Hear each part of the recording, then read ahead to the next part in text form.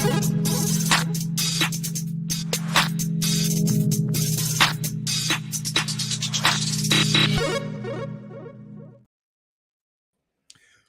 to a special press coverage. I'm Theo Gremminger. I'm joined by Scott Barrett and Abib Agbetoba. We're in the Ffpc main event, fellas, and you hear that horn that lets us know it's time to make some money. So we're sitting here in the 8 spot. Scott, how do you feel about 8? Good? No, I don't really like it.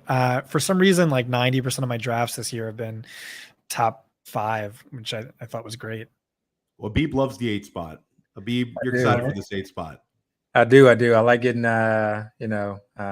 potentially 2 elite wide receivers. I just feel like or even if we don't go 2 wide receivers, I feel like we have 2 guys that could potentially get us 300 plus points if we land the right picks. Towards the back end of the second round, I think it becomes a little bit more of a guessing game and a question mark. Yeah, it's nice that we're pre-recording this one, guys, so we can speak openly about our player selection. But Scott has given us his updated rankings from today, so we're stoked. No, I said those haven't been updated. Oh, have not been updated. Oh, I misread. Yeah. I missed the most important word. Well, I know. I don't know that there was that many big changes to those that I sent, but okay. So we're a couple picks away here, guys. Abib, I'm going to handle the queue. You guys all should jump in the queue as well. Cooper Kupp, Austin Eckler, Tyreek Hill in the queue. Who would be our? If those 3 guys, you're right. 108 is nice. Which guy would you want to push up, guys? Let's say Tyreek goes. If Kupp and Eckler go the next 2, who do you feel most comfortable with? Go ahead. Yeah, I mean, when it kind of comes to like diversifying, we just saw Bijan go. I'm open to everyone here, to be quite honest. I talked about the wide receiver build. I love Diggs. He's really kind of right behind Tyreek Hill for me right now, just given the Kupp injury concerns. I have 0 Eckler. I'm just a little bit worried about that offense, but in the hopes of diversifying. I'm open to pretty much any of these guys. I like Amon-Ra. I like a couple of these wide receivers. Defer to you, Scott. We're 34 seconds to go. Number of good options. I like Eckler the same as McCaffrey, just about. They're basically tied for me. I would also be happy with Diggs. Abib, I'm fine with either. What's the tiebreaker? You be Diggs or Eckler? Diggs. Just because, just knowing what we potentially could get in the second round. Okay, so we're on Stefon Diggs at the 108, which is perfectly fine. I've taken him or Amon-Ra St. Brown a lot.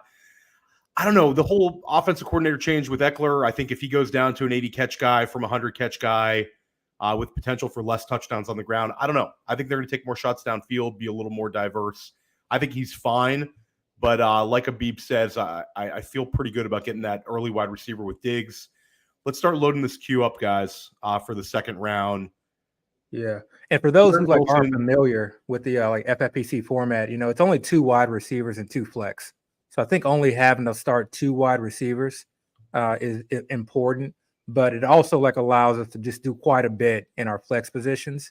And with running backs getting pushed down the board, with a lot of question marks, we just have a lot of opportunities to be able to take stabs at guys that are potentially high risk, but have a lot of high reward in some of the later rounds.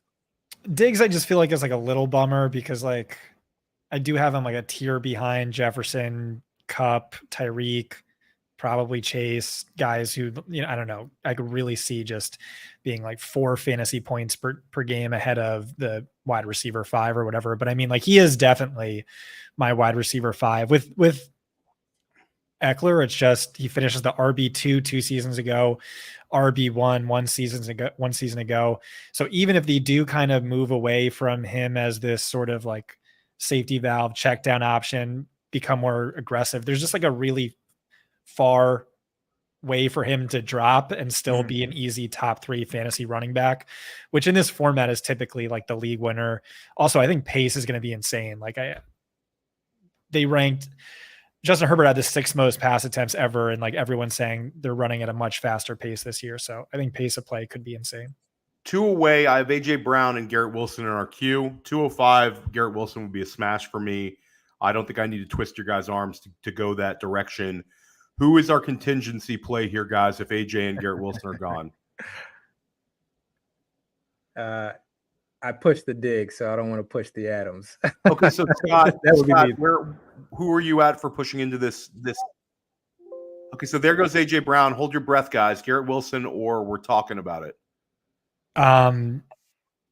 So I have Nick Chubb and Amon-Ra St. Brown above Garrett Wilson. I have Saquon above. Saquon's off. Amon-Ra's off the board as well. Yeah, all these guys are off the board. Garrett Wilson's gone. So we're looking at Devante Adams, Mark Andrews. If we want to push a wide receiver up, Jalen Waddle, Chris Olave. Those would be kind of the four. Damn. Nick Chubb's gone too. Damn. Okay. I was falling asleep. I meant to start keeping track of this.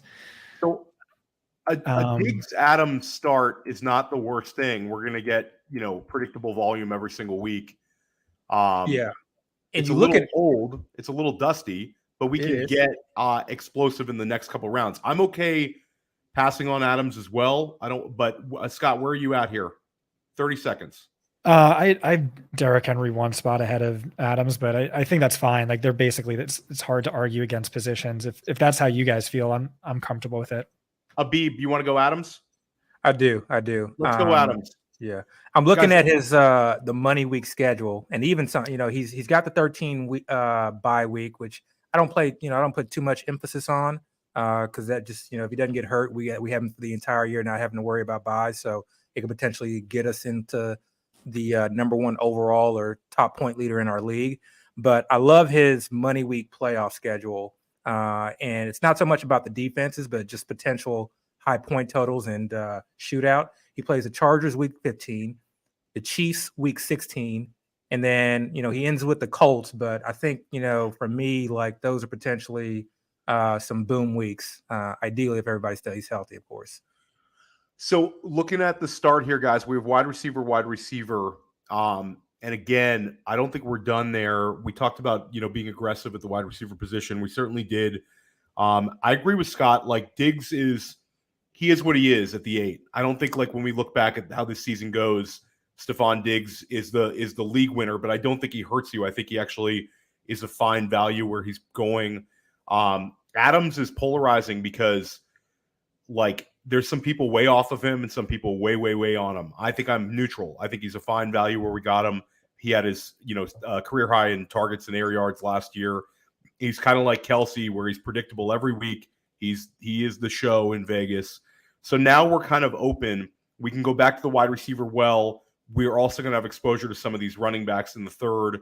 Jahmyr Gibbs is possibly going to be there for us at the 308. There's going to be a couple other guys coming up. We also have, if Josh Allen falls, the correlation play there would be nice. That could be wishful thinking, Abib, that he's there at the 308, but I think that would be one we have to consider. There goes Gibbs. This is back-to-back nights, guys. I've seen Gibbs go like 20th overall. He's moving up the board. So there's one guy that's been kind of skyrocketing up boards, and I'll let Scott have the floor talking about him, but Darren Waller, you used to be able to get him in the 4th, and I've just like been completely missing and whiffing, in hopes of landing him on some teams. And it's almost like, it is a high risk to try and get him in the 4th. So that may be no way he's going to the 4th, Abib. Like, that'd be a guy. Now Scott needs to chill out a little bit because he keeps pushing the guy's ADP up too much. Yeah, so we may have to talk about him with our next pick.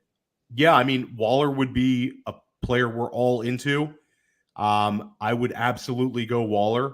I think that, the fact that Hawkinson just went off the board means that somebody I think might take him from us, because I think that's like lately I've been seeing as soon as Hawkinson goes, Waller goes like within 2 or 3 picks. And last night, Abib, I was in an NFFC draft, and Nelson Sousa took Darren Waller in the 3rd round of NFFC, which is not tight end premium. So, there's some sharp money right now on Darren Waller. I would love to get him here in the 3rd, guys, but we got to have contingent plays. So I'm going to load Waller in the queue. Olave's still on the board. He just Olave's gone. So I'm going to put Josh Allen in the queue. Mm-hmm. I'm going to put, I would not. Josh Allen's not really in play for me. Okay, so let's take Josh Allen out of the equation. What about Hurts? Are you just off QB? Yeah, I'm not taking a quarterback this early. No, I mean, like Derrick Henry, Joe Mixon, Josh Jacobs, Jonathan Taylor at running back, wide receivers. Keenan Allen is my wide receiver 12. Yeah, I like Keenan Allen here a lot. I'm with Scott on that. I think Keenan Allen gives us like a really nice. It's a very old build, but I will have a ton of points from it, at least in the beginning of the season. Yeah. There goes Ridley. Derrick Henry still on the board, guys, at the 303.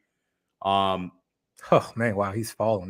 He has fallen big time. Yeah, I've been, if it's a landmine, I've been falling all over that landmine at the back end of the 12. I know everybody wants to kind of be a year too early or try to guess the year that he's going to completely fall off the ledge, and it may be this year, but I just it's hard for me not to click the button on Derrick Henry in the late second, knowing he's the Terminator, Abib. The guy's the T1000. He's not a human. Yeah. He's got 1,750 carries, and he's just still keep going. So right now, Darren Waller still in our queue. We're surviving. Keenan Allen is in our queue. We need to, I think one of those two will be there for us. Josh Allen just goes off the board. One of these two guys is going to be sitting there for us, guys. I'll say Jonathan Taylor's a discussion, with the news that's coming out. He's a guy that I've gotten in the fourth in a main event. So I love, I'm fine. And I have been, taking that risk. But he's someone that's interesting to me, especially given the board that he may potentially fall to us in the fourth. I will say it's, I think that if he's there in the fourth, we definitely have that conversation. Okay, guys. So this is a smash play. We get the Scott Barrett favorite tight end and Darren Waller. And we cannot pass this one. Abib 308 is feeling like stealing with Darren Waller now. I bet he goes a little bit higher in those Vegas drafts. So, guys, speak now or forever hold your peace. It's Darren Waller time. Oh, it's definitely Darren Waller. Yeah, let's do it. Okay, that makes me feel a little bit better. We don't have to worry about tight end 2. Yeah, a lot of these people are going to be chasing tight end points, and we're going to be able to, unless there's an exceptional value. Yeah, we're kind of relaxed at tight end.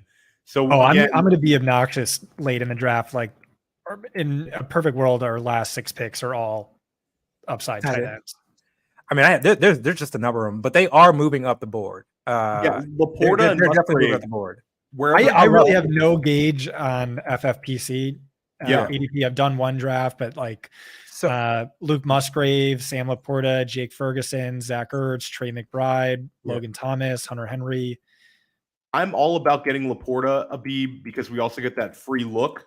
So Scott, if we have the ability to take him in or out of our lineup with the Thursday players, so that's a nice little, as they would say in the 1st and 15 streets, if you know about the Thursday night plays. Abib and those guys have been. Is that every week or only week 1? Just week 1. It's a special thing. So if Kansas City, it makes sense to have if we completely punt defense or kicker, taking Detroit kicker in the 20th round is an interesting play because you can take him in or out based on how he scores. You basically have a free waiver wire run off that Thursday night. You could take Marvin Jones, you could take Josh Reynolds in the 19th round. And if one of them, gets loose for a long touchdown, you could throw them in your flex. Yeah. I mean, sometimes that hand is out, right? You said what? It's just week 1. Just week 1, exactly. I was just about to say. It's not I don't know that that's a major reason to draft someone. Yeah, I was just about to say, sometimes that hand gets overplayed. It's nice to get some of the guys, like a Justin Ross, even your own Justin Ross. You may get that advantage, but sometimes you see some teams that literally they'll get KC's wide receiver 4, 5, and 6, and Deneric Prince, and it's just you just it's overkill. Do one play. Yeah. So guys, I have Ramondre Stevenson, Christian Watson, and Travis Etienne in the queue. I'm open to anybody else you guys want to push in there. There goes Ramondre. So we're 3 picks away. I'm not really that high on Etienne, but okay. So let's take Etienne out of the equation. I would love Christian Watson. Yeah, I'm not high on Etienne. Christian Watson, I would absolutely love, especially for this build. You talked about the age factor.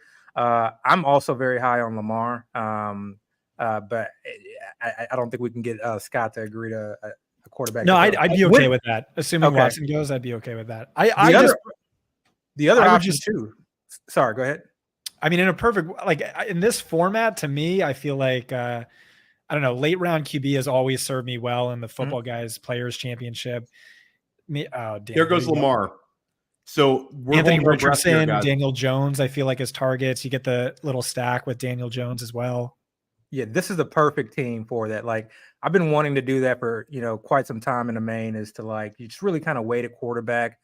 Like you said, there are a number of guys that I think, and specifically Daniel Jones, and it does allow us to sort of kind of really build out this roster. It's also really hard to get go with tight end and quarterback in the first like 7-8 rounds in a main this late, because the board has just been so squeezed tight. It's really, it's been harder to find value. I'm open if we're going to push quarterback. I love the idea of taking Anthony Richardson and Daniel Jones. Yeah.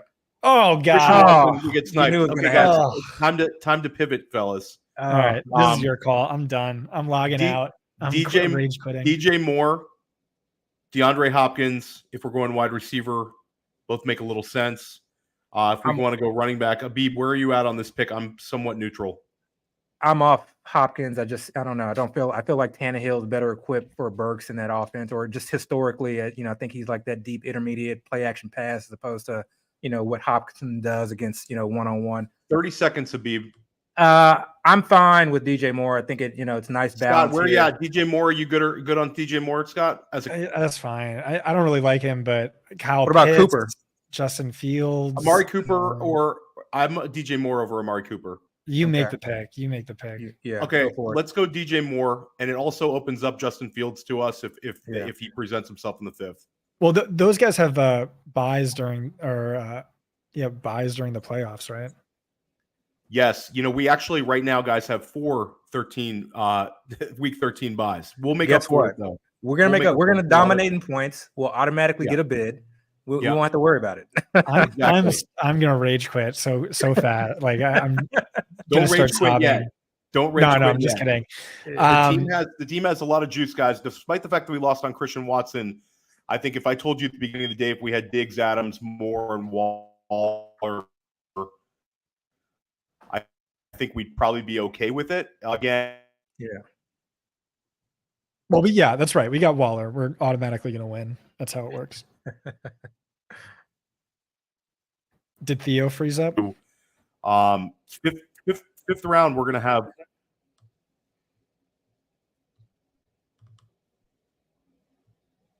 Guys, we good? Yeah, I think we were lagging for a bit there. Can you hear me? I can hear you. All right, Theo, I think on your end, you may be lagging a bit. Well, that's not good for us. Yeah. So the next running backs to me are Rashad White, maybe James Conner. I just didn't feel like mentioning them because I figured they were going to last a while, right? Or is it different on FFPC? No. I think White is usually there in the 6th. James Conner will definitely be there in the 6th. James Conner may fall to the 7th, actually. Well, James Conner, awesome. I got in the 8th of a slow man. Yeah. So James Conner, we can usually wait on. And that's kind of the reason why I was kind of pushing the idea of the wide receiver. I mean, it's a little bit harder to know who's going to hit when it comes to running back, but we do have a wide plethora or range of running backs to choose from. Right. No, you're absolutely right. And in a tournament format, when you have extreme values like a Rashad White, I think it makes sense to just wait and bet on those, players being the league winners, like at least I think they are. So we see Etienne, Harris, Jones go off the board. Amari Cooper, who we passed on, goes off the board. So it's, 4th round seems kind of landmine-ish, guys. It's an ugly round. Yeah. So we need to start thinking about the 5th round here. Where are you guys at on if Justin Fields is sitting there at the 508? Is that a smash pick for us with the DJ Moore correlation? Or you start getting a little bit worried about this week 13 overload? I just, I don't know. I think if we had this many week 13, we might as well just go all in. Not necessarily that we have to go Justin Fields, but it's less of a worry to me. I really actually kind of like the idea. I feel like we have 13 weeks to figure that issue out, and Bye don't week have to stacking, worry Abib. about buys. Next level. Yeah, that's another level of stacking. Bye week stacking. But yeah, I like the idea of trying to get a few running backs here. And if they're guys that we feel strongly about, just get them on the team now. And just I'm good at having at least one elite tight end or at least one elite quarterback in the first 7 rounds. Abib, I'm going to start loading this queue then. Mm-hmm. Guys, let's just talk about it. Dameon Pierce, Javonte Williams, those guys are going to be there like the end of the 5th. Yeah, I like both of those guys less than Rashad White, he just went off the board. Yeah, Rashad White just went. That's early for Rashad. He's starting to steam up a little bit. Yeah. I'm loading in Javonte Williams. I would rather have James Conner by a wide margin over. But if you think he's going to last a few rounds, we can wait. Yeah, James Conner will be there for us. If we want to definitely get James Conner, 605 is almost a lock, I think. Abib, would you agree? Absolutely. I mean, we say that. Okay, so but I agree. Where are we at? Where are we at on this pick, though, guys? 508. Where's the maximum danger build? Is it potentially, Breece Hall sitting there at the 508? I think this is not going to be a low for him, but he certainly has some upside in the second half of the season when he gets healthy. I like Dameon Pierce a little more than Breece. But I would just say like no running back excites me. Okay, so we can go back and get we can go quarterback, or we can go back to the wide receiver well and have a dynamite wide receiver heavy build here, guys. Deontay Johnson sitting there on the board doesn't really excite me. Brandon Ayuk, he's pretty exciting. Abib, where are you at on this queue? If it were me, I think I'd be looking at just testing my luck and just go ahead and go in Justin Fields. But I do still like some running backs that are on the board, and I'm fine just taking a stab at some of these guys just potentially showing out this year. You mentioned Dameon Pierce. I'm a big J.K. Dobbins guy. I think he's just a lot of the offseason talk of him not wanting to be there. He's just sort of kind of falling down the boards. But give me a back in a high-powered offense, and I'll figure out the rest. So guys like that and James Cook. I have some worries about him. I think that I have some worries about him with the knee. Mm-hmm. I'd like to see it first. Especially if he was our RB2, I would be more into it. He missed all of training camp in a new offense. He's missed more career games than games he's played. Never been a bell cow. I'm kind of out of. I like Dameon Pierce. I think he's fine. I'd be happy with Justin Fields. I'm curious if you think he's that much farther ahead of Burrow or Herbert. I'm not really drafting a ton of Kyle Pitts this year, but I think he's kind of interesting. So Kyle Pitts is interesting. I'll agree with you on that. With a 2 tight end build here, Abib, it kind of right now, Justin Fields, Dameon Pierce, and Kyle Pitts make the most sense. We have 50 seconds to go. Again, Scott, I'm with you. I'm Herbert ahead of Fields, but with the correlation with DJ Moore, I'm leaning into Fields. Yeah, it seemed like that was the one we were most aligned on. And who knows? What if he takes that next step like Hurts did with AJ Brown, like Allen did with Stefon Diggs? I like both these guys, and I do think that both Fields and Pierce. I'm happy, honestly, with both. And there's a chance that we get Pierce. Come back. Pierce might come to us in the 605, guys. I think we take Justin Fields. We get our QB, and we're done with it. Let's do it. Okay, let's take Justin Fields. So our build right now is Stefon Diggs and Devante Adams, Darren Waller, DJ Moore, and now Justin Fields. This team has a little bit of juice, Abib. We're feeling pretty good right now. I think we've recovered well from getting sniped. It's a nice that balance. DJ Moore pick was tilting, but now I feel better about it because we have the correlation. And I don't have any Justin Fields, DJ Moore builds yet, and I've wanted to, but usually one of them kind of gets pushed up higher. I think we got both at good values. So 605 here, guys. Maybe start to load in a couple running backs if Dameon Pierce is selected. Kyle Pitts is still sitting there too.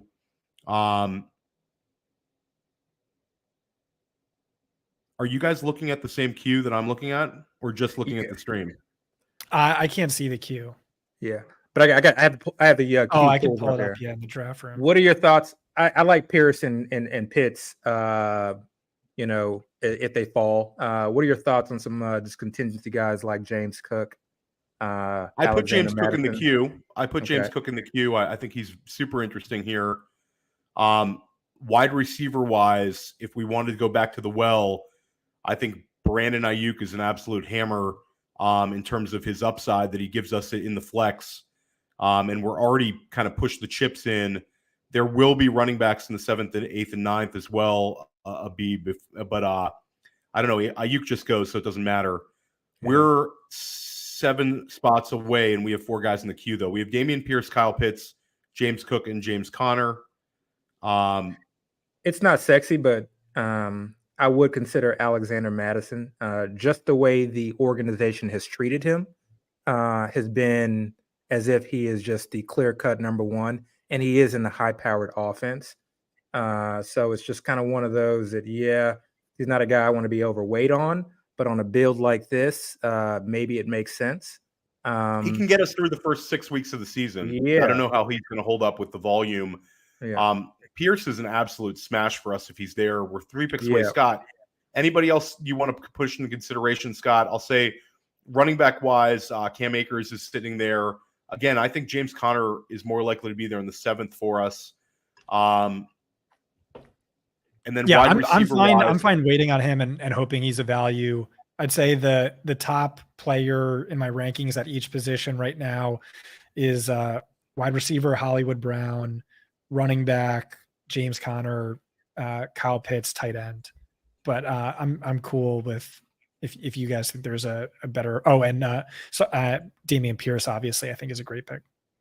Who just goes off the board, of course. Okay, so if Kyle Pitts is there at the 605, guys, 605 Kyle Pitts would be an absolute smash for us. This guy can't pass him up at the 604, can he, Abib? We're gonna get checked on this guy, but he passed him up at the 509. So I think he obviously has a little bit of pause. Christian Kirk, George Pickens, Hollywood Brown. Christian Kirk, I'm so out on. Yeah, so I know you have him quite low. Pickens, not Pickens either. I can't believe he's going this early. I don't, in the James Conner, watching it's preseason, but he did look good. And that was against the KC number 1 defense. Who, Pickens? No, James Conner. I think Conner will be there, Abib. I think he'll be there the 7th round. 708 is actually kind of a dice roll. We'd be taking him a little bit early. Okay, so Kyle Pitts is sitting there, guys. Kyle Pitts in our 2nd flex. I think it's got to be Pitts here. Scott and Abib, where are you guys at? Yeah, that sounds good. I like the upside. Like he led the league in XFP per route run.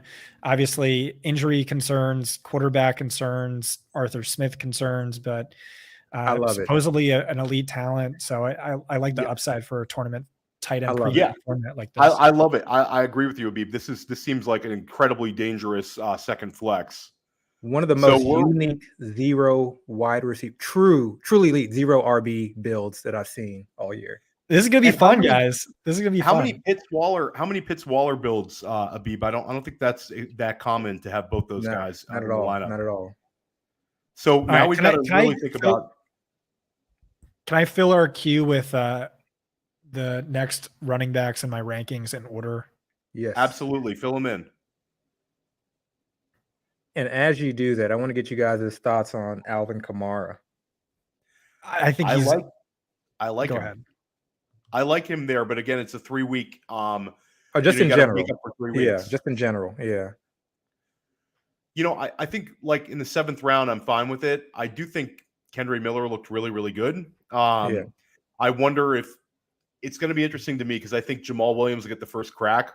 But if Kendre Miller really earns a role in those first 3 weeks, he could be very annoying for Kamara when he comes back because I think it's very hard to say how those first 3 weeks are going to go. If they're rolling with those guys, then I think it's going to be a little bit more of a committee. Yeah, so I think he's super interesting. Just the sort of usage he had last season, typically you're locked to finish top 5 Mhm. in fantasy points per game, 12th in carries, top 3 in route share, top 3 in target share. Part of that was like the offense was an absolute mess. He was also dealing with an injury throughout his career. Whenever he's been like fully healthy, he's had one of the top 20 greatest fantasy point per touch seasons in NFL history. The rest of the time he's been like seriously below average in efficiency. So like that's sort of the upside argument you could make is like, it's still the same, Pete Carmichael offense where the running backs are heavily involved in the passing game. And maybe it was just injury and this was a freak talent. I think more likely is like he's sort of washed, and like Kendre Miller was a player I loved coming out. But just the theoretical upside, I think, is really interesting there for a player who's a clear value. The fact that he's missing the first however many games of the season doesn't really factor into the equation too much for me in this sort of tournament style format again. I would like to draft Kendre too. Like I think Kendre is probably a strong value later on. Yeah, I love a lot of these running backs we're going to have exposure to in the 9th and 10th and 11th is just loaded. I like Jalen Warren. I like Tank Bigsby. I like a number of these guys right now. But we've got to think about, what we're going to do in week 1 and 2. So some of these guys that might be, not quite as exciting, but could kind of get us through the week are important for this build. I don't think I worry too much about that. Honestly, it's like the last 4 weeks of the season matter exponentially more than the first 4 weeks, especially in this top heavy playoff format, right? Like, or I guess you have to hit the bonus rounds. But I feel like that's going to be cheap. Let's see if there's some guaranteed production later on. Yeah, one of these running backs is going to be there for us for sure. Yeah. We have 5 in the queue, and we are 7 spots away. There goes Pat Freiermuth. That pick helps us a little bit. I like seeing Pacheco go. Yeah, I mean, to me, I'm more comfortable in the 8th round if I'm going to take him. I'm just not that excited about him, but I do think he's got a decent touchdown upside there. The guy just didn't get any targets last year. I'm absolutely in on Kamara. There's, if you kind of like listen to some of the tea leaves, it sounds like they are going to autocorrect what they did last year, which is just not force feed him through the tackles, wear him down to where he looks like he is done, and actually utilize him more in the passing game. He's been like working with the receivers a lot more in the offseason. They said they've had discussions with him, both him and Derek Carr, as well as the OC, about including him in the passing game.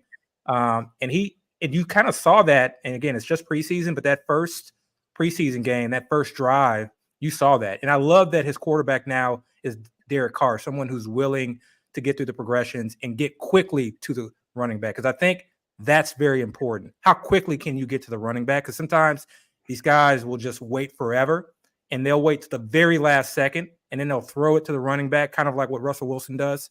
And their running backs really have no room to operate. And I think that's, it leads to poor efficiency. I'm in there. They actually have had him working with the wide receivers a little bit more too, which I think is great. Like, I don't know. I think the signs are pointing to Kamara being, slightly back this year. So we're good here, guys. We're sitting here with a full queue of running backs, and we're 3 picks away. So James Conner, Miles Sanders, Cam Akers, Alvin Kamara. Miles Sanders, I think I'm least into, even though maybe a month ago I would have been most into. I'm a little worried about him health-wise. Abib, where are you at? I've been a Miles Sanders throughout the offseason. Just, up until recently, he was the highest paid running back. It's, kind of been drumming the table as him as a 3-down back. He's kind of reunited with his running backs coach, et cetera, et cetera. It's not going to be a high-powered offense. I do worry about the O-line, but I think he's going to get plenty of touches. I'm not too concerned about Chuba Hubbard. He just came back to practice today. I think that's a great sign. They're going to hold him out, so he has a full 2 weeks. I don't love him, but I do like him. And this offensive line allowed Chuba Hubbard to have quite a few games last year, and allowed Dante Foreman to have a couple triple-digit rushing yard games last year. So there is room there. And I think we just forget he's an athletic running back. He's not the most athletic, but he's above average. And I don't need him to be Christian McCaffrey. I just need him to be competent, what he was his rookie year when it came to the passing game. And again, it's a immobile QB as well, who does not have a very good passing O-line or O-line that's good in pass protection to allow There him to goes sit Samara. back there. Yeah, that's So it looks like Abib and Scott, we're 2 out. Miles Sanders versus Connor. let's go Connor's guy. Let's Scott, go Connor. Defer to you. I'm neutral for both of them. Scott, which way you want to go, Connor or Sanders? I think you're on mute. I always do that. I have Connor RB14. I have Miles Sanders RB18. If you think Connor falls and you want to play that, then we have like the sickest team ever if that hits. Well, that's we're much more likely to see Connor in the 8th round than we are here. If you want to game theory it, guys, let's take Miles Sanders then and roll the dice. All right, I'm going to do somersaults if this hits. I'm going to cry if it doesn't. Okay, so let's go Miles Sanders. Yeah, I think that's the right play. And let's also Abib potentially prioritize. For when we, an old Abib Agbetoba adage, when you really like your build, you handcuff. Chuba Hubbard is a cheap way to get the full Carolina backfield, and we're so scarce and fragile at the running back position. I wouldn't mind, that's probably that smart. down. Yeah, and I gotta tell you, I'm loving this build. As somebody who likes running backs, I'm really loving this build. I do not feel hard pressed to like go after a running back. Like I love who's in the queue right now, and I'd be fine like getting them in the 8th. But there are guys that are also in the queue that I really love. Like I really love Gabe Davis. I really love Elijah Moore. So like I have no right now, based off of what we've told ourselves, our only weak position is our RB2. And I love that being my weakest position if it's going to be a weak one, because that's the easiest position I think that you can overcome throughout the year. So RB2 is the most overrated position in fantasy football. Let's be honest. And Abib, I'll say, you're referencing the queue. I don't have those guys in the queue. You're just draft so much that you have like this mental queue. You're seeing like your Rain Man or something. Yeah. Oh, damn. Okay, Gabe Davis goes. He was one of my must draft players as well. So I'll say this, guys. Like I agree with Abib, though. Like Abib, if we get, we're gonna like the running backs in the 9th more than we're gonna like the wide receivers, and we do have to catch up a little bit at wide receiver because we only have 3 of them. That's not enough, I think, for this sort of a build. We need to build on our strength. I'm not really too worried about wide receiver just because you can draft a guaranteed wide receiver 1 in like the last few rounds of your draft in Justin Ross. So there you go. No, Kadarius Toney is also like a must draft wide receiver for me. Bummer Gabe. I guess we didn't really have a shot at Gabe Davis, but James Conner. If James Conner's there, let's take him. And what's the contingency play to Conner? Well, Cam Akers just went, which is a bummer. There is this one. Everyone has 3 running backs except for this guy who has only 1, who sniped us on Dameon Pierce. Let's see if he snipes us on Connor. And Khalil Herbert and DeAndre Swift. There's people that like him, like those guys a ton. He might take one of those guys. Pushing a wide receiver. I'm trying to see. Again, James Conner's my RB14, and then like the 2 guys you just mentioned are in like my RB30s in my rankings. Yeah, we're gonna take James Conner if he's there for sure. Oh, someone just took a 4th running back. Oh, he just took Swift. That's gonna and this is the guy with only 2 wide receivers. That's not gonna. No, come on. This guy has balls of steel. He's gonna take another wide receiver. He took Zay Flowers in round 7. Yeah, I think he wanted to stack. Go ahead, get Bateman there too while you're at it. Yeah, why not? What are your thoughts on Michael Pittman? You guys just completely off the Colts offense on Anthony Richardson as a quarterback that can support. I think he could have one wide receiver. He could have some tunnel vision for Michael Pittman, but Pittman's targets are going to go down this year, and I don't know. I don't think he's super dangerous. He's kind of just he's a structural pick for me. I'm neutral with him. This is going down to the wire, boys. 15 seconds left. He does not want to click James Conner. I know he doesn't want him. He does not want to click James Conner. He might get auto pick James Conner. Oh, wow! He took my other guy. Yeah. Okay. It kind of hurt. So guys, kind of hurt either way. Contingency plan here. If James Conner is taken, who are we taking? Don't speak that into existence. He's the Okay. next guy in the queue. Damn. We can stack the Chicago offense. Khalil Herbert. We could stack the offense. We could stack the offense. I mean, it's not a terrible thing to do, I don't think. Yeah, probably Pittman, I guess, just looking at ADP, but I haven't checked my rankings. Oh, Tony. Honestly, oh, maybe that's too much of a reach. Tony, I think could be there the next round. Yeah. I'm in on Pittman. I think, with if it's a similar offense he's bringing over from Philadelphia, I think it's an offense in one where it's going to be a lot of RPO first read. And I think that first read is almost always. Oh, my God. Connor goes. Okay. So, guys, Scott, Michael Pittman here. If we want to go with the running back, this it would motherfucker. be Khalil Herbert. Khalil Herbert, guys, would be probably the next running back, unless you want to push up like an Antonio Gibson. Wide receiver wise, Michael Pittman stands out a little bit more than, the Brandon Cookses and Quentin Johnstons.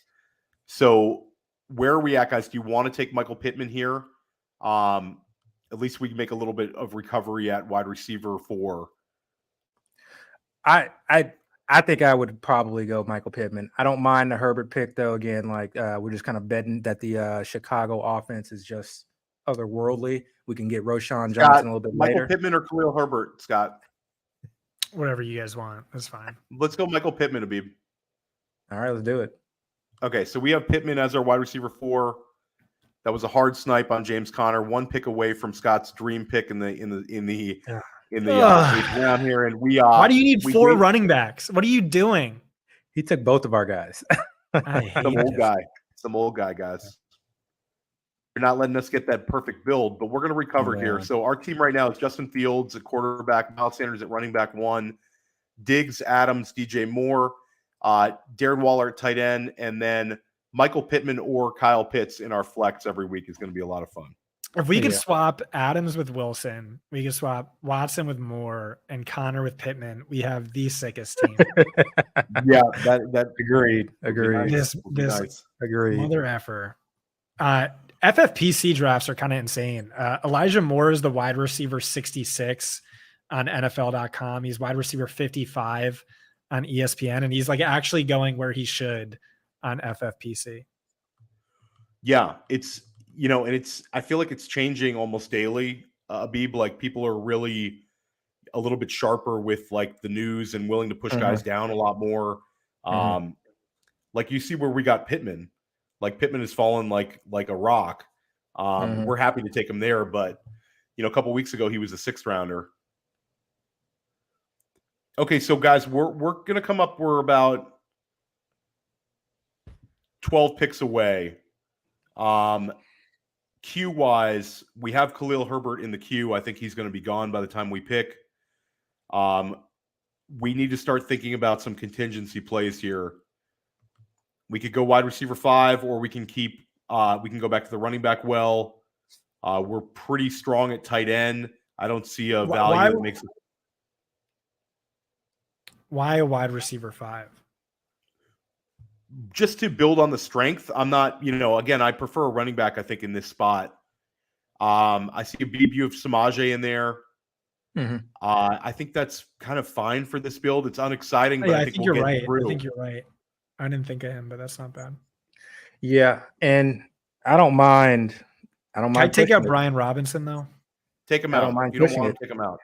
We got to be in lockstep, guys. No. That's a 3-way committee and a bad 3-way offense, committee. You think a 3-way committee with in Washington? That's what Ron Rivera said when he drafted Chris Rodriguez. That's what Chris Rodriguez said when I had him on the podcast. They had a preseason game tonight.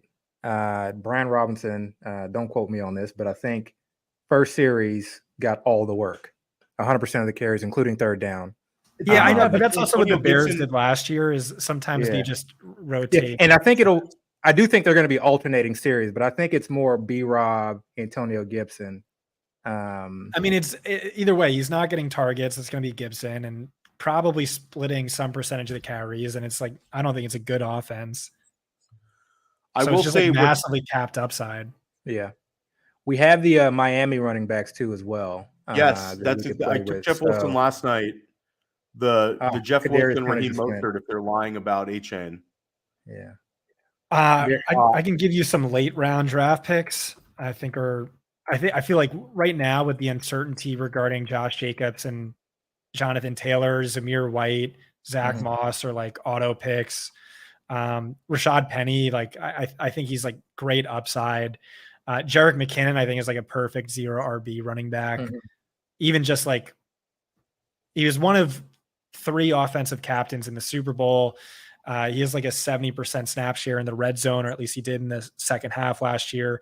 The beats are speculating they preserve him until like the last 5 weeks of the season, which is, fantasy, which is like the bonus rounds of this format. Gus Edwards, maybe Jerome Ford. Those are like handcuffs who like might have more standalone value than they're giving credit for with like injury upside. So in our queue right now, Samaje Perine, Zach Charbonnet, Jamal Williams to get a little bit of a head start. We could go with a Jamal Williams and potentially we like Kendre though. I think Samaje Perine makes sense for us structurally, guys. Yeah. I mean, I think it's definitely Samaje, like no interest in Charbonnet who just went, Jamal Williams. I mean, you guys can like overrule. So then let's lean into Samaje. Yeah.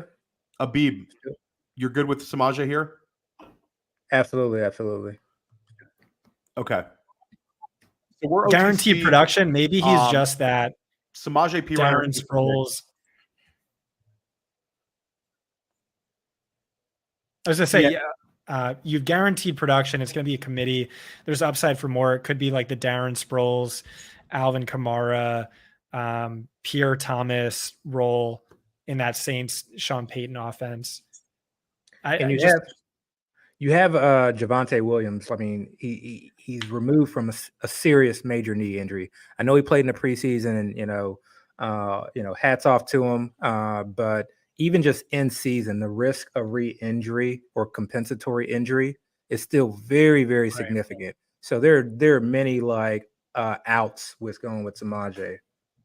Yeah, so that's like a perfect fit for this build. You have that guaranteed production. So guys, week to week, coming up here for more. Where are you at on Jaylen Warren here in the 10th round, guys?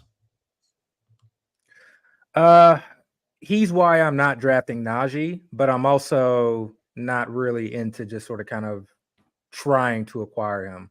I think that's way too early for him when Jerome Ford goes how many rounds later, and it's like the same exact player. They just said today that it's Najee's backfield.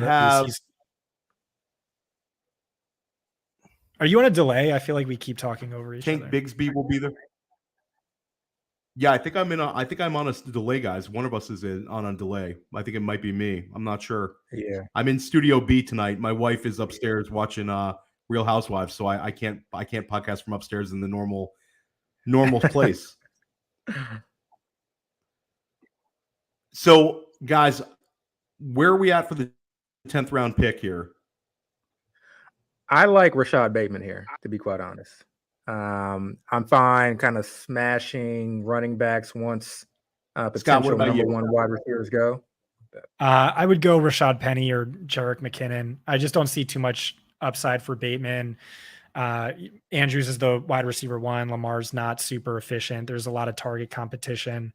And I just don't think he fits our build as much as like a McKinnon or Penny. But those are 2 guys I really like.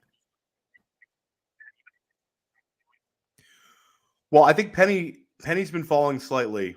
You might get him in the 11th. I'm okay with him as well. Abib, do you have a preference of those guys, or do you want to push Bateman?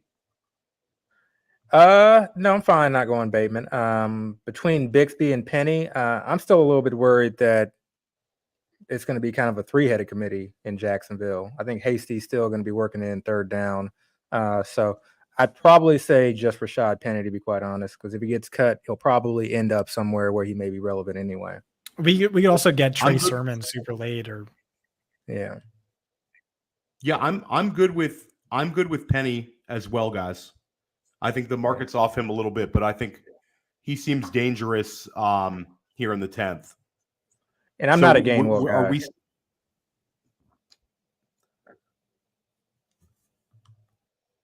Okay, so let's focus in on Penny here if he's there. Scott, no feel for Bateman? I definitely like him the most of the wide receivers that are left. Things got pretty gross at wide receiver. Well, I do think that we'll have there, like you said, wide receiver got really, really gross. And I do think there'll be kind of similar value running backs in the 11th round. Like of our 4 in the queue, I would guess one is still going to be there. What do you think, Abib? I think so.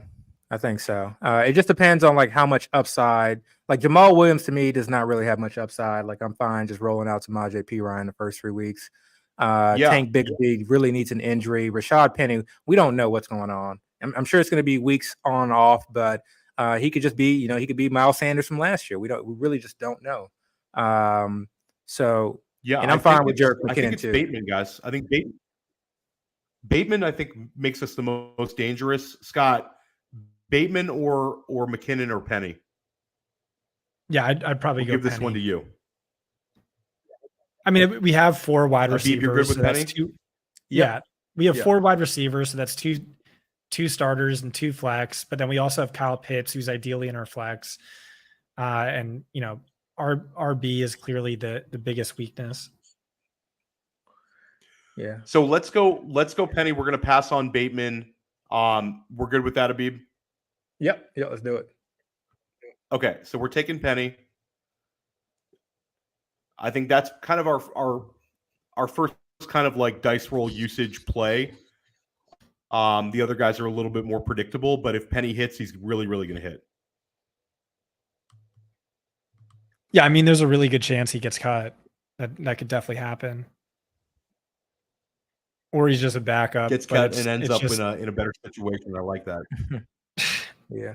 Zay Flowers scored a touchdown tonight, preseason game. So we could see Rashad Penny fall a bit, Rashad Bateman fall a bit. So there's also that potentially that can happen. Tyler Algier is another guy. That's not a bad one. Tyler Algier is going to get 10 carries a game. I think he's going to be used more than people think. I don't mind him at all for this build. We don't wish anything upon Bijan Robinson, but if he missed time, like Algier would be like running back 15, running back 18.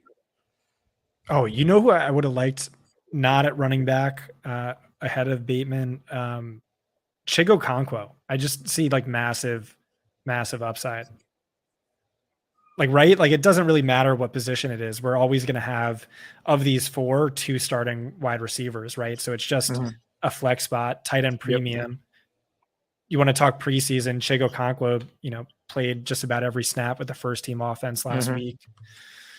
One of the most efficient rookie season ever. What do you guys think about him? I'm 100% in agreement. I mean, I think yeah, I like Chig. Yeah. DeAndre Hopkins kind of got, steamed up the board, and then Treylon Burks and Chig just completely fell. And I really think this is an offense that's still going to go through Derrick Henry. There's been talks of them increasing pass volume, but it's all still going to come off of RPO and play action. And to me, again, I feel like that is really looking at Chig down the seam and the intermediate routes, looking at Trey Burks down the field. Hopkins will still get his. He's going to still command his targets, but I think those guys can be extremely efficient on, not as many targets and really kind of help out our build, especially in the tight end premium. So I'm with you on that.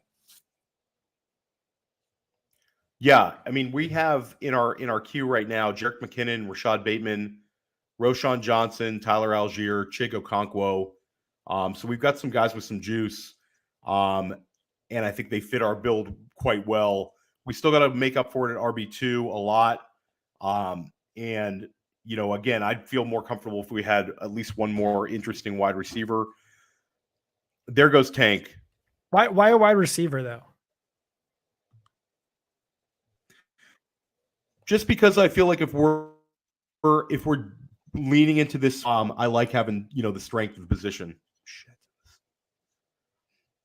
Yeah, but like to me, it's just like, why not just call Chig a wide receiver, right? Like it's no matter what, one of Diggs, Adams, Moore is going to be a starting wide receiver for us. So it's really just coming down to the flex. No, I'm good with Chig. I think Chig is fine value here. And I know, Abib, you like him as well, right? Correct. And there are a lot of like late wide receivers that I think we can get that can just kind of ride our bench, and pending like just the, growth in the offense, pending like an injury, can just smash. I mean, guys like Michael Wilson, Marvin Mims, all these guys are just going to be, even somebody like a Van Jefferson. I mean, I think there are like a ton of outs late. So I'm all at this stage, like, I just don't care, whatever. I just like, let's just get the best guy, or let's just get the most upside guys. And let's say we get sniped on Bateman. Like, my instinct was to only draft one more wide receiver, and it's Justin Ross. Like, I don't see any wide receivers who, really excite me, have any potential to crack our starting lineup realistically. So to me, it would be taking, dart throw chances on a bunch of these tight ends. Maybe Luke Musgrave is the 100% snap player he was in preseason. Maybe Jake Ferguson is the new Dalton Schultz, etc. I will say, taking a Rashee Rice with a Justin Ross, a sort of a double bet that one of the younger, let's call Justin Ross effectively as a rookie. One of the two rookies in that offense takes a big step forward. I think I like that double bet. But I do like the idea of Bateman or Okonkwo here. I think it makes our team even more dangerous. Yeah, I'll provide a little bit of. So I think we're hoping for good. Yeah, we're hoping for Okonkwo here, guys. And then is Algier our pivot? I added Dulcich. I don't like him quite as much as Okonkwo, but he's a little interesting.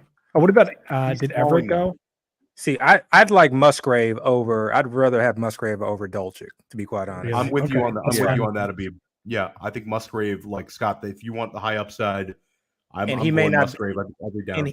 His ADP is early 12th round, so he's not like a guy that's just like, we can grab at the end of the draft. Like, he has definitely been steamed up boards. One of the guys behind us does not have a tight end. So if we think that there's a tight end on the board that like really could potentially help us out, like a Chig, or has that upside, we should probably grab them here. Let's grab Chig if he's here, guys. I think Chig is a good value here in the 11th, and he has big time talent and big time touchdown upside. And if there goes Algier anyway, so this is a fairly easy selection. Let's take Chig Okonkwo as our tight end 3. Okay. Team's coming along, guys. Team's coming along. So you see Musgrave quickly followed. Yeah, Musgrave I saw go in the 12th round of an NFFC last night. Like, he's getting steamed up. People are loving Musgrave. He's creeping up on Laporta. I added someone to the queue that's may make you vomit, but in a pinch, he could be helpful. And that is one Zeke Elliott. Yeah, I think that it's not the worst thing I've ever seen. I like the idea of let's take Greg Dulcich out of this queue. Unnecessary now. Zamir White, Kendre Miller, and then your guy Zeke Elliott, Abib Agbetoba special. And then we can just kind of shoot for the moon. We don't know what's going to happen with the Titans as a team as a whole. Injury risk with Derrick Henry. Tajay Spears has looked damn good. I know he's a handcuff, but to me, he's one of the more elite ones and one of the maybe more fragile situations. So the thing for me is just like Tajay gets there on injury. Kendre, I could see winning the job. Zamir, what would it take? It would just take Josh Jacobs sticking to his word and holding out. So I think if we Kendre, I think there's a chance we start Kendre week 2 because you're expecting the Jamal Williams to get the first crack. But in week 1, if the usage looks particularly good for Kendre, our week 2 starting running back might be Kendre Miller. I'm in agreement with Jamal Williams was just signed for locker room presence. He cries before games and That's why he's there. Kendre's there to be potentially the Mark Ingram. I love the upside with that pick. Like I love like this is the team like where again we're trying to beat like 10,000 other people. So who's going to give us the most upside? Yeah, Kendre Miller or Zamir White here would be my options. But I like attacking this kind of ambiguous or potentially ambiguous backfield. So I think it's for me on a pure talent basis. It's Kendre Miller over Zamir White. Right. And with Zamir White, like, why not just take Zach Moss? I don't know, 7 rounds later. It's the same thing. So let's take Kendre Miller if he's there. And guys, what's our pivot if he's gone? I know it's more of a traditional handcuff than you would want, but there goes Tajay anyway. So hold your breath here. I think it's Kendre Miller, and I think Zamir White would be the pivot. I'm a little higher on him than you are, Scott, but I definitely have him way behind Kendre. Who's that? Jamal Williams? Zamir. Oh, Zamir, right. Jerome Ford later, Gus Edwards later. Kareem Hunt could go to Indianapolis if there's a Jonathan Taylor trade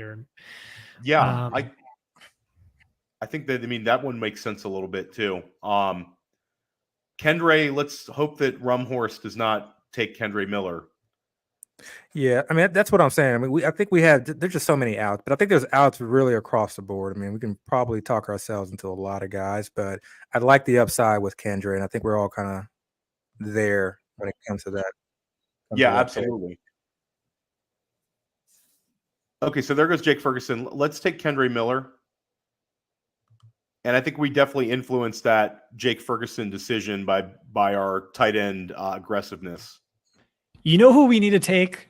We need to take later on in the draft. We need to take Keontae Ingram. Maybe that guy saved him, and James Conner gets hurt. Yep, absolutely. And again, that the Cardinals are like that prototypical team that yes, the players are going to play hard, but the organization absolutely wants them to not win games. So it's going to be like, oh, you're a little bit banged up, sit this one out. And then the back end of the season, I think a lot of these veterans are going to get rested. And so I still like James Conner and Marquise Brown because I still think that those guys are very, very valuable to get you to where you need to get. But I feel like you always need to have or keep in the back of your mind later in the season to have a contingency plan just in case they get set out. But Keontae Ingram, I love, especially how late you can get him. Yeah, Keontae I've seen starting to go just a little bit earlier, though, guys. I saw him go in the 14th last night in a draft. I think that he's going to settle in like 15th, 16th round. So I think if we really want him, let's take him in the 15th round, make sure we get him. Who is this? Keontae. I think that, people are wising up to the fact that it was just kind of a ridiculous argument that he wasn't going to end up winning the number 2 job. I think there was a couple of Marlon Mack truthers. And then, there's been these other guys when Keontae was out that have gotten some shots, but none of them have what Keontae Ingram has. So I'm with you. I love him as a handcuff. The problem is like all these guys are kind of the same. Like, where is Kyron Williams going? He's another, Kyron late. Yeah. That's a good one, Scott. We can get Kyron in like the 18th round, 19th round, but he's the clear cuff, and he should see some weekly work too, I think. Yeah, he could provide some week-to-week value.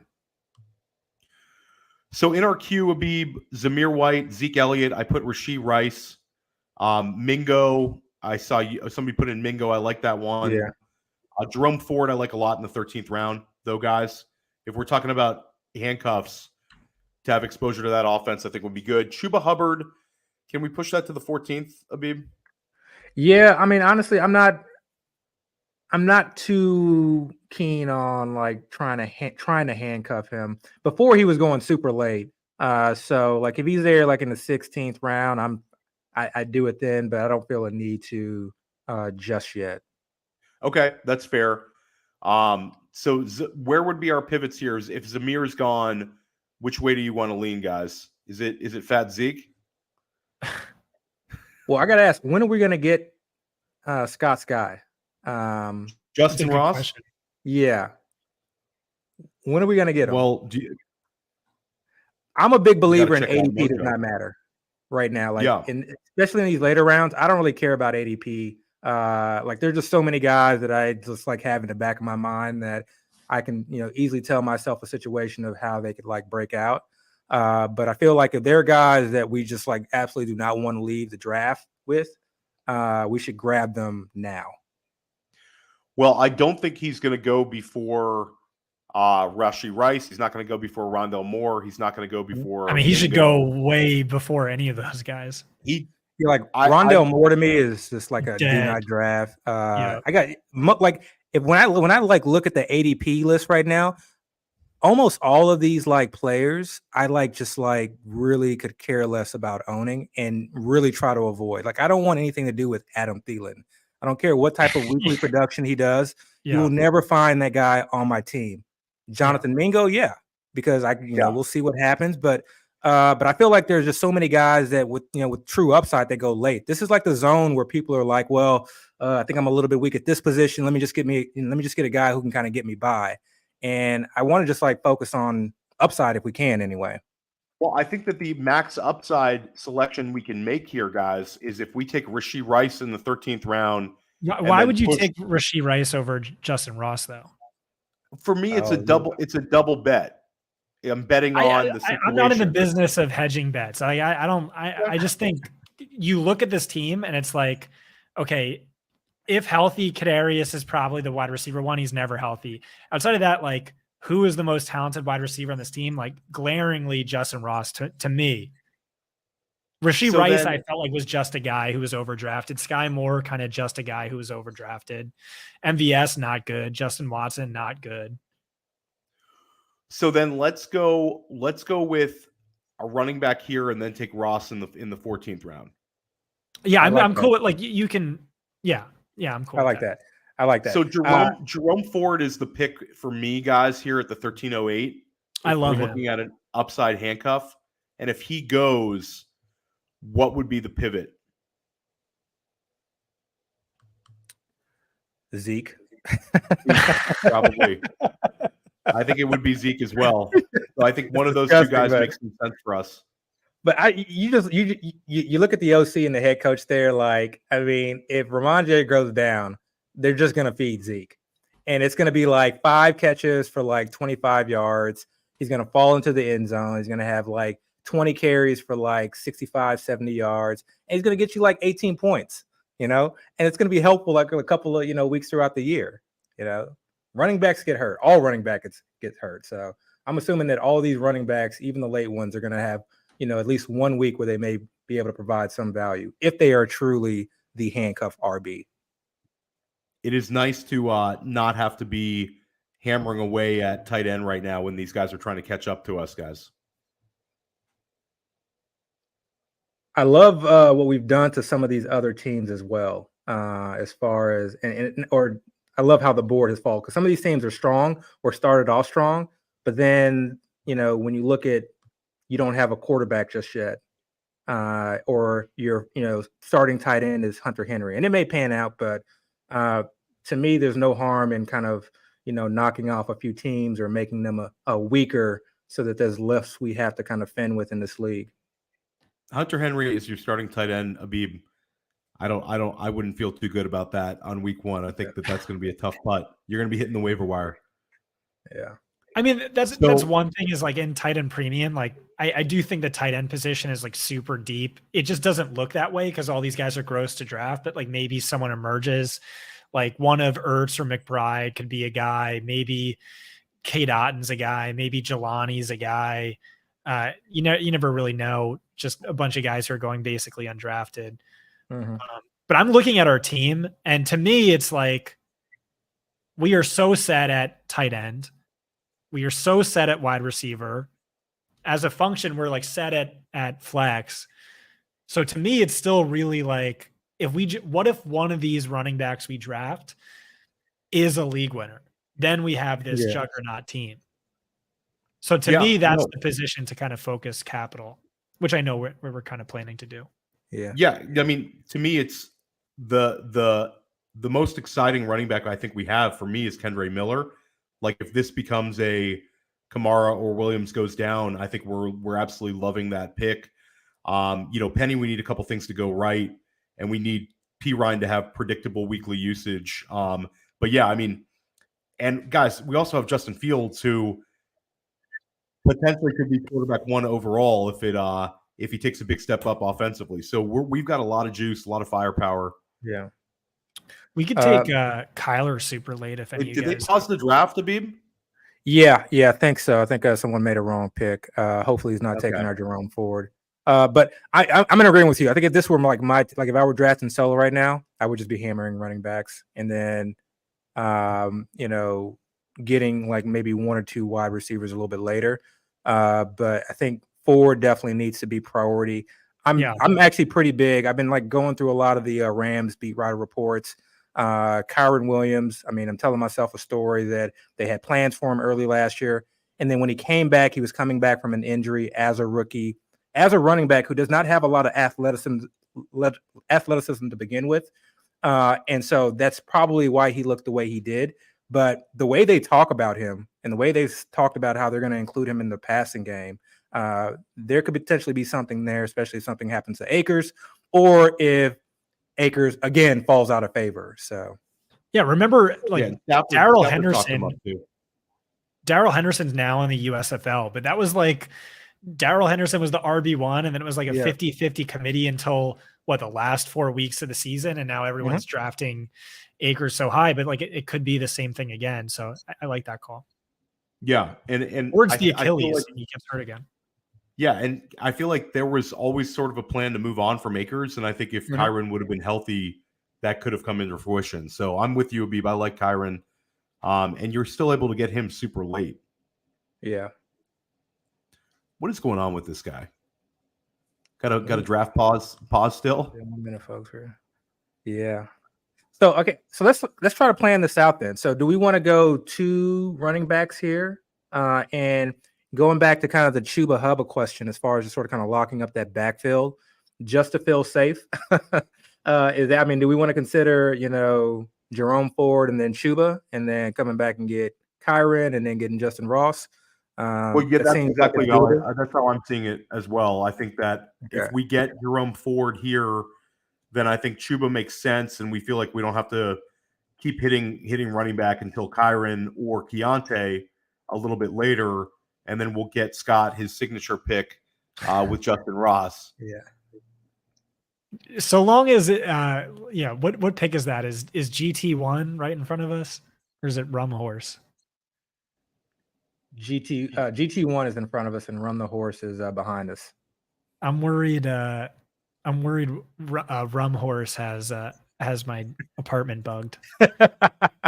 Yeah, he's been killing us all night. There's always one guy. There's always one sniper. Yeah. Let's see.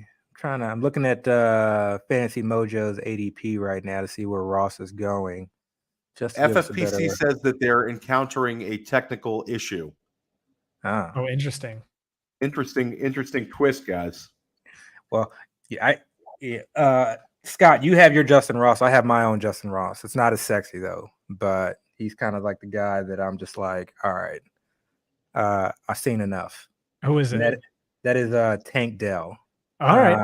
Yeah, Tank Dell. I've watched enough of the Texans preseason games to know that Noah Brown is not it. Watched enough Dallas Cowboys games to know that Noah Brown is not it.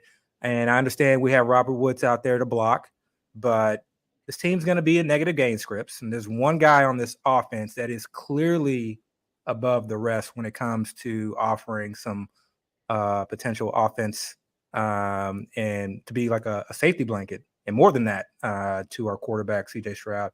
And I think that's Tank Dell. He's just looked amazing to me. I mean, like absolutely amazing. I'm fine taking Tank Dell. I've been taking shots on him as well. And it seems like Mechie is just not going to happen, Abib. Is that how you're reading it as well? Yeah, I think it's a lot to ask him to come back from the cancer treatment. I think he's just kind of just getting into football shape. Like I really do. I think maybe he's a pick for next year, but I just the way that like Tank Dell looked on an NFL field against actual NFL opponents.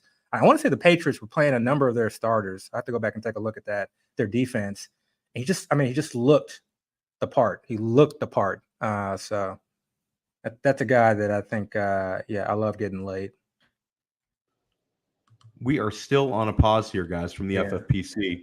So just to review our team Right now, we started out the draft with Stefon Diggs. We got Devante Adams in the second round. We were thrilled to get Darren Waller in the third.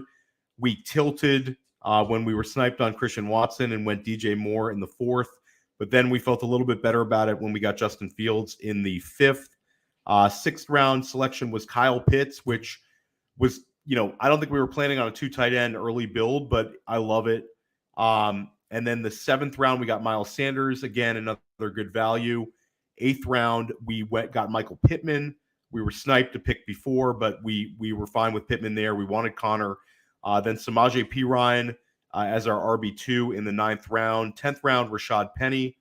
11th round, we got, who do we got here? Okonkwo. And then Kendre Miller in the 12th.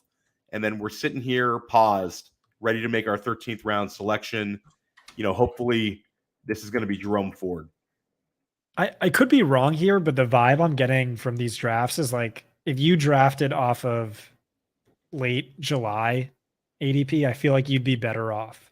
Like I feel like a lot of the buzzy preseason guys are getting pushed up like way too much. Mm-hmm. That's a great take, Scott. And like Abib, we've kind of talked about that before, where kind of it's like you're in life. Sometimes your first reaction is the reaction you should go with. Like your gut instinct is something you should trust. And I think, Scott, you're right. I mean, we have more and more information, more and more fantasy content, more and more beat writers. And I think people move values maybe too much. I think certain times when guys are falling like stones, it's a good thing and you should avoid them. But like, look where Miles Sanders in the 7th, James Conner in the 8th. Some of these guys are just getting pushed down. You see Rashad Bateman in the 11th. There's some very good looking values kind of for no reasons.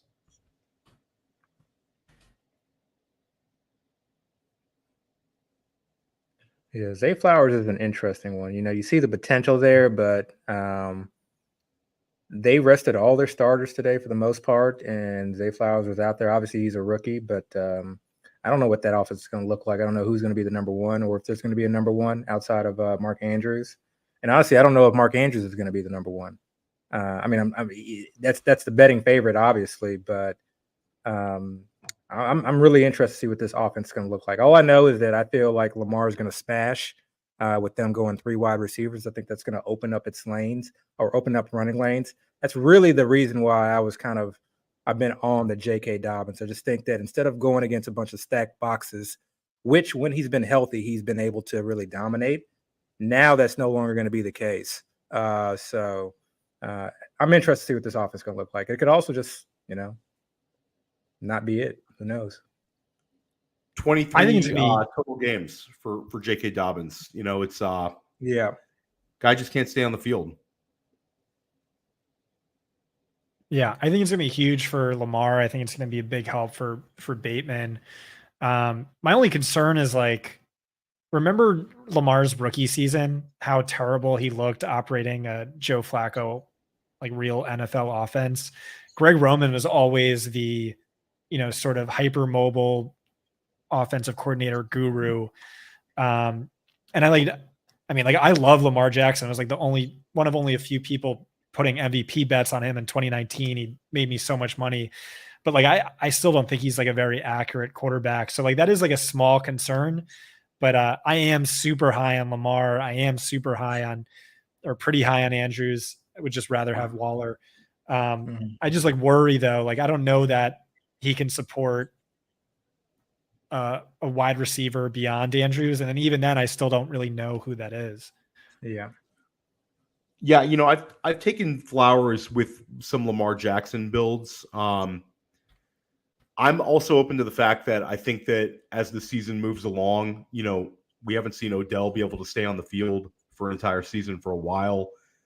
So I think when there's, a little bit of potential for him to miss, and I also think Flowers is a guy that they really, really valued. I know they had him as the wide receiver 1 in this entire class. They've said that a lot, and I believe them. And I think they have a plan for Flowers. So I don't know. I think that he's got, different paths, but I think they're going to feature him and try to get him some manufactured touches, and he's extremely electric.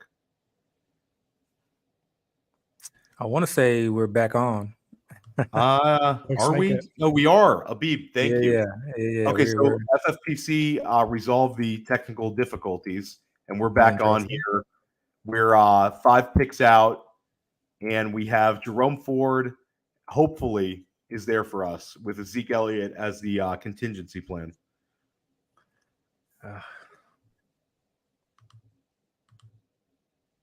I'm trying to find this great tweet I had where I went back and I looked at like the last 3 seasons, like the most buzzed about players from preseason who were like, oh, this guy's definitely going to be a thing. And like the hit rate was like every single one of them busted.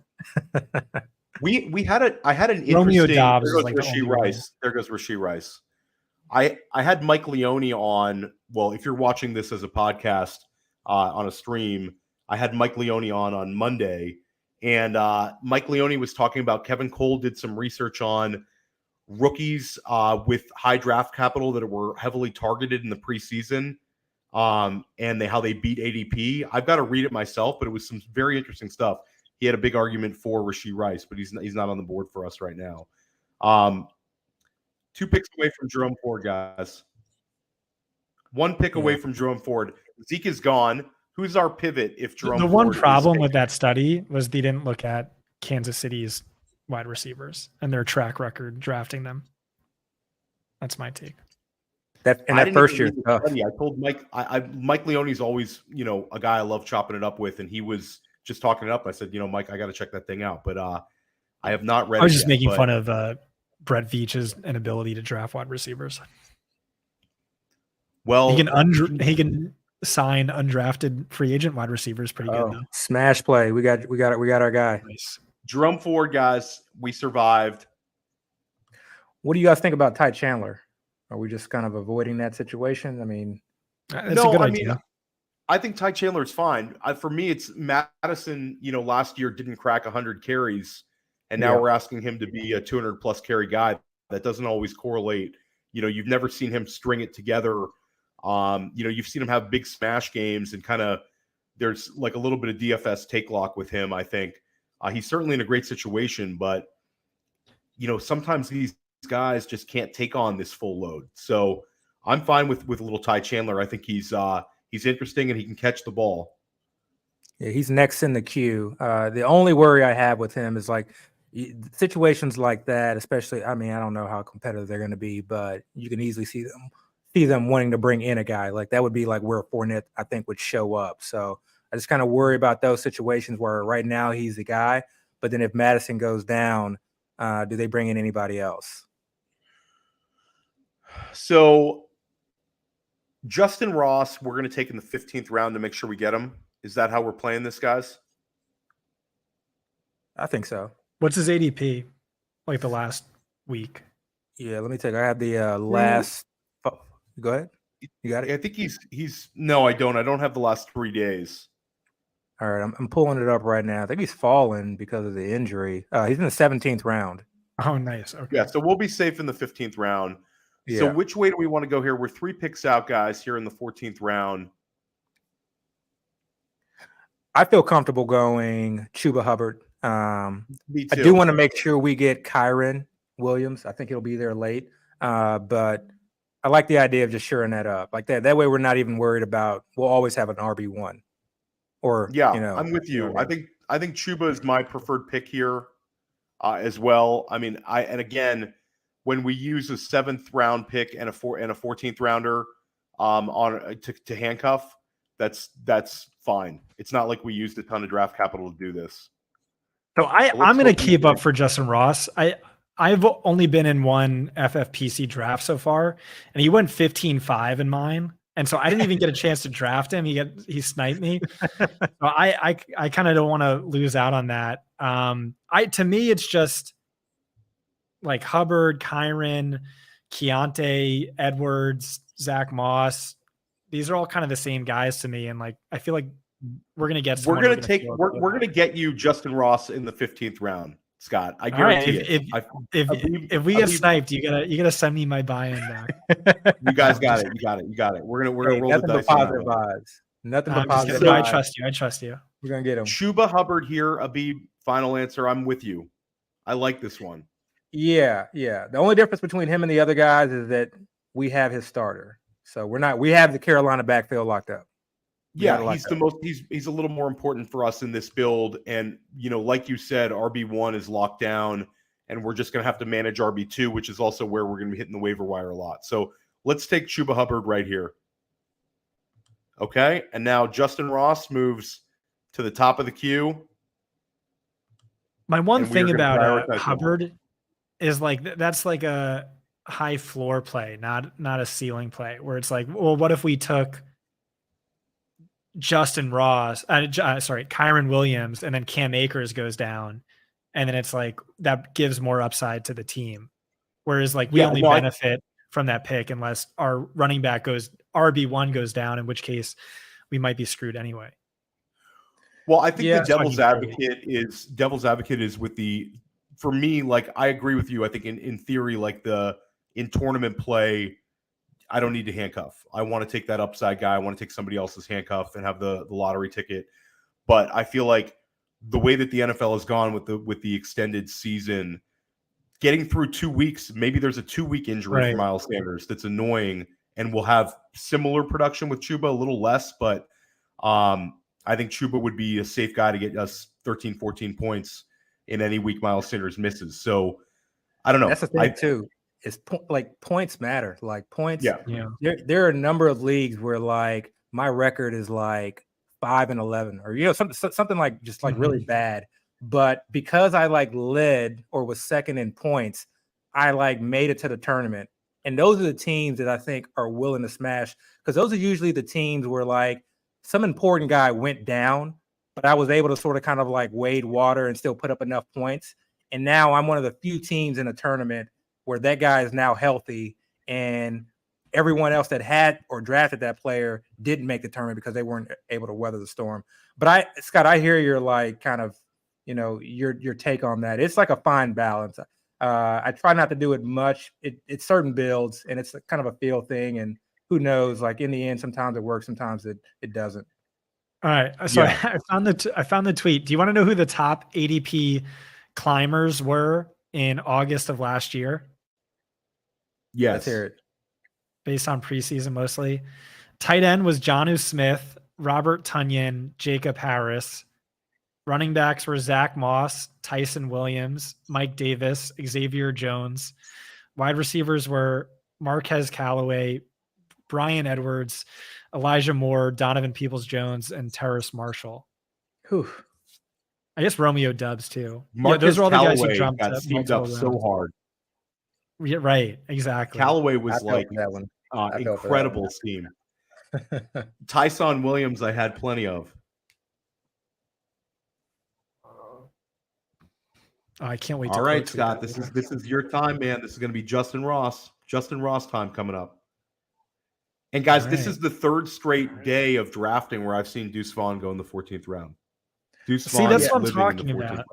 Yeah. That's crazy. I added Rico Dowdle to the queue. Yeah, I'm all over Dowdle. Yeah. I'm all over Dowdle. Dude, I'm a big Rico Dowdle guy. Not even joking. I think he's really good. He looks the part too. He looks the part as far as somebody if Pollard has an issue, and he's gonna have standalone value. They're not giving Pollard 300 carries or 300 touches even, I think. Danny Kelly is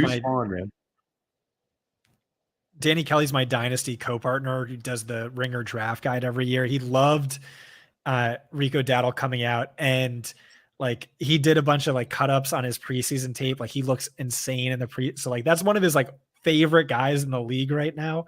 So I like Dowdle as well.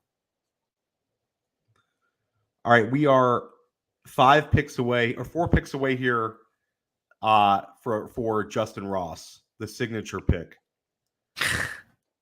The icing on the cake. This is what saves our team. This is what pushes us into first place for sure. All right.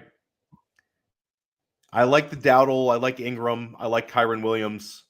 I think I like those guys more than Zach Moss and Gus Edwards for the running backs in our queue. What's your concern with that? That they're not the RB2? Just that I feel like those guys don't have as much juice, and I don't know. Moss is a compiler. And I do worry about, a couple of these guys like, the Keaton Mitchells and the Justice Hills. Okay, so we're Justin Ross time, guys. It was gonna happen. It was gonna happen. It was gonna happen. To be. We got Waller, we got Ross. I mean, we're good. We're good. Okay, so Justin Ross is locked in. Nice. Now in the 16th round, we're looking back at the running back well. I'm going to throw Tank Dell in the queue as well. Abib, I know you have. Yeah, I just put him in there, actually. I thought that was a good call. So he reminds me of Amon Ra, like an Amon Ra type. Like maybe. So I will say this, guys. I will say that, like, the running backs we're looking at with Kyren Williams, Keontae Ingram, Dowdle, those guys I think could be there in the 17th. And I think Tank Dell, wide receiver wise, I think DJ Shark will be selected ahead of him, but somebody might take him. Tank really Dell's soon. off the board, bro. Oh, he just went. He there just he went. goes. It was either Dell or Ross. All right. Let me just make so Kyren Williams, I'm cool with being our next pick. Let me just make the case for Zach Moss and Gus Edwards. J.K. Dobbins has never been a bell cow. He's cleared a 63% snap share only 3 times in his career. He's missed more career games than games he's played. He missed just about all of training camp and the install of a new offense where Edwards worked as the RB1. He sat out today's preseason game, but served as the captain. So to me, that signifies he's the clear RB2. And then with Zach Moss, we have an insider at Fantasy Points, Adam Kaplan, who said he might not play week 1, but that is the clear RB2 behind Taylor. And again, Taylor's not there. And who's serving as the RB1 in training camp in a brand new offense? It's Zach Moss, or at least it was until the injury. Is he good? No. So maybe that's your argument against him. Maybe Evan Hull super late, but to me, it's just, hey, what I had 100% exposure to James Conner when he was like a round 16 pick the year Le'Veon Bell was holding out. So to me, like, he's a really good upside play, even if he's not anywhere near as good as James Conner. Well, I think if we like, Kyren Williams is more likely to go before Moss. No, I'm with you on Kyren ahead of them. I'm just I know you said you didn't really like them. And then, guys, where are you at on Abib? Where are you at on taking shots on Fournette, who could potentially land quite well if there was an injury? I mean, Indy could sign him if there's a trade. Yeah. I don't mind that at all. Like I said, this is why I don't really care about ADP. I just get as many of these guys as possible. The top of the board for me, it's Kyren, Dowdle. I like the Gus Edwards call. I don't know, Keontae Ingram scares me a little bit, but I just like the game theory on that because we got sniped by Connor. Yeah. So we like Kyren kind of in lockstep here, guys. I think we could push it and he could be there on the 17th, but I say we lock him down and get him here and just be comfortable with it. Yeah. Okay, so let's take Kyren Williams here. Another thing for Zach Moss going and Dowdle is just that, like, when we get in this range, it's like we're holding on to a shit ton of running backs, and that's going to be like tough to do week 1, week 2, week 3 when guys are popping on the waiver wire and exciting us. So it kind of like makes sense for, right? This is an argument, I guess, against Moss because he might not play week 1, but it's like betting on a sort of role. And then if that doesn't come to fruition, like, that's an easy drop. Mm-hmm. Yes. So like Gus Edwards, if he doesn't have like, 40% of the snaps, like, he's an easy drop. But if he does, then he's like, okay, we know what to do with him. We'll hold him, drop someone else. Yeah. I mean, there's 2 wide receivers, or actually 3 wide receivers that, if we're looking at just other options, Van Jefferson. Okay. I like him. I think that's a good call. Yeah. I think everybody has a little bit of fear of Cooper Kupp getting hurt, or else he would be like going number 2 off the board, if not number 1. Like, that injury risk is real. And if we all feel it, why are we not kind of drafting who would be the next man up? I talked about Adam Kaplan, or insider at Fantasy Points. He said, like, you cannot look at Van Jefferson's season as being at all indicative of like his talents. He was insanely hurt last year, but now he's back to full health. He's the clear number 2 receiver, and he's, not at all priced like it. Yeah, I'm with you guys. I would feel very comfortable getting Van Jefferson here in the 17th round. Abib, I like your Michael Wilson call. I think that he's going to be an every down player. And you guys are off of Rondale Moore. If you're off of Rondale Moore, I think that Michael Wilson makes some sense. Right. I think that they're into him, and especially on the outside. So I like the idea of going with a wide receiver here and then coming back. We've actually caught up quite well at running back. The problem with wide receivers, like I can't envision any scenario where Michael Wilson cracks our starting lineup. I don't know. I just feel like week 15, 16, 17, like when they are just out of it, and Marquise Brown has just sort of kind of like maybe he suffers an injury, something like that. Those guys, I again, like Michael Wilson. I think he's got the physical tools. Yeah, but cracking a lineup that has Diggs, Adams, DJ Moore, Pittman, Waller, Pitts. Like with Ross, you could see it. Like, okay, maybe he's who he was in college and he's just a star, but Michael Wilson. But what if Michael Wilson is the number 1 when Kyler is back and healthy, and he is like their number 1 wide receiver? And Hollywood's hurt, like he's always hurt. Exactly. Yeah, that's really interesting. Yeah. Exactly. Or Hollywood is playing the sort of kind of clear out role. This is like a new offense. Like and I've always been a Hollywood guy, but this is a new offense. And I don't know. Right. It's not going to run through the slot like it did with Cliff Kingsbury. Yeah. I'm with you on Wilson as well, Abib. I like him a lot. I wonder if we're done at running back, guys. I'm just looking at our build here, and unless there's somebody that you really, really want, we're at a 7 running back build. We're going to be turning again. a lot. I want to keep up for Zach Moss. It's just like a bet on Jonathan Taylor holding out or getting traded and him falling into an RB1 workload. That's just too enticing to ignore. And if I'm wrong, like who gives a shit? We'll drop him. Yeah, no, I'm with you. I think we can push him. He's a nice one too. Round. Yeah, he's a nice one too, because like we're gonna know right away. So it's not like we're gonna these other guys where we're just like waiting on something to happen. So Van Jefferson versus Michael Wilson here. Van Jefferson, absolutely. Okay, so let's go Van Jefferson, and then we're gonna in the 18th round. Let's push Zach Moss up with Rico Dowdle.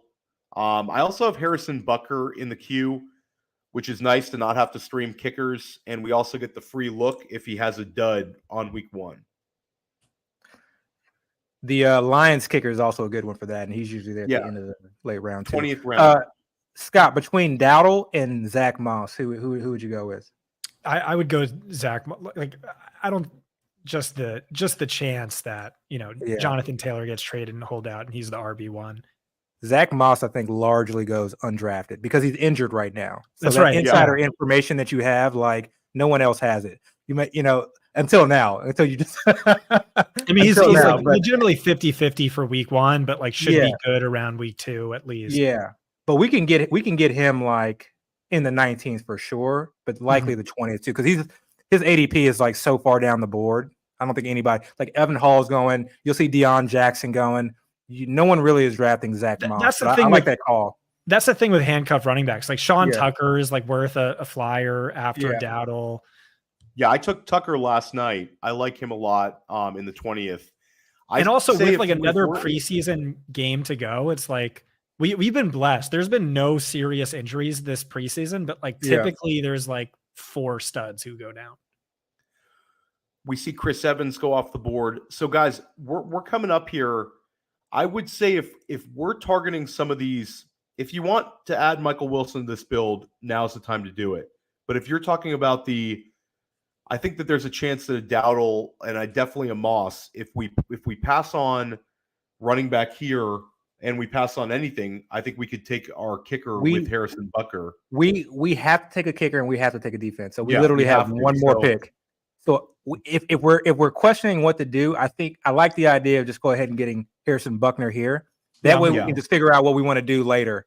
Before you make your pick, though, I would just like to take a quick look at defense in case there's a defense. Oh, the Saints defense. The Saints defense with the early season schedule is very, very, very nice.